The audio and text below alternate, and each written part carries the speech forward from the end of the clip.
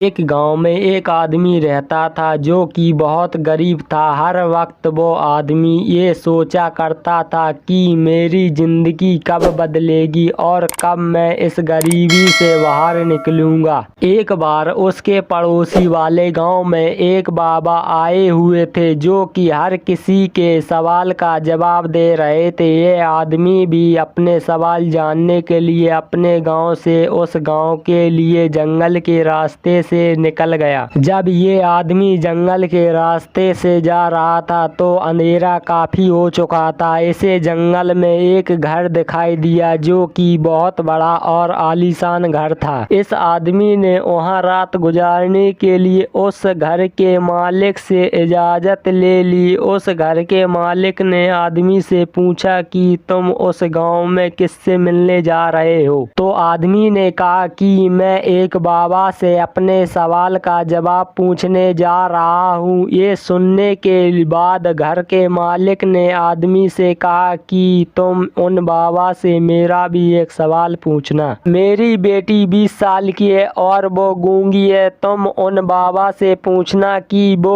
कब बोलना शुरू करेगी। उस आदमी ने घर के मालिक को हाँ कहा और अगली सुबह वो वहाँ से निकल गया तो उसे एक बूढ़ा आदमी मिला। उसके हाथ में एक जादू की छड़ी थी। उस बूढ़े जादूगर ने आदमी से पूछा कि तुम कहाँ जा रहे हो? आदमी ने कहा कि मैं एक बाबा से अपने सवाल पूछने जा रहा हूँ। बूढ़े जादूगर ने कहा कि तुम उन बाबा से ये भी पूछना कि मैं स्वर्ग कब जाऊंगा। वो आदमी हाँ कहकर वहाँ से चला गया। थोड़ी देर जाने के बाद आदमी को एक बड़ा सा कछुआ दिखा जो कि ड्रैगन बनने की कोशिश कर रहा था। उसने आदमी से पूछा कि तुम कहाँ जा रहे हो? आदमी ने उसे भी कहा कि मैं एक बाबा से अपने सवाल का जवाब पूछने जा रहा हूँ। तो कछुए ने आदमी से कहा कि तुम उन बाबा से ये भी पूछना कि मैं ड्रैगन कब बनूंगा। आदमी कछुए को भी हाँ कहकर वहाँ से चला गया। जब ये आदमी उन बाबा के पास पहुँचा तो बाबा ने आदमी से कहा कि तुम मुझसे कोई भी 3 सवाल ही पूछ सकते हो। अब आदमी सोच में पड़ गया कि मैं अपना सवाल पूछूं या उन तीनों का। आदमी ने सोचा मेरा सवाल तो ये था कि मैं गरीबी से बाहर कैसे निकलूंगा। मेरी प्रॉब्लम तो बहुत छोटी है, मैं उन तीनों के ही सवाल पूछ लेता हूँ। उस आदमी ने कछुए का सवाल बाबा से पूछा तो उन्होंने कहा कि जब वो अपने कब्ज से बाहर निकलेगा तब वो ड्रैगन बन जाएगा। फिर आदमी ने उस बूढ़े जादूगर का सवाल पूछा तो बाबा ने कहा कि जब वो जादूगर अपनी जादू की छड़ी किसी दूसरे को दे देगा तब वो स्वर्ग चला जाएगा। फिर आदमी ने उस घर के मालिक का सवाल बाबा से पूछा तो बाबा ने कहा कि जब उसकी बेटी को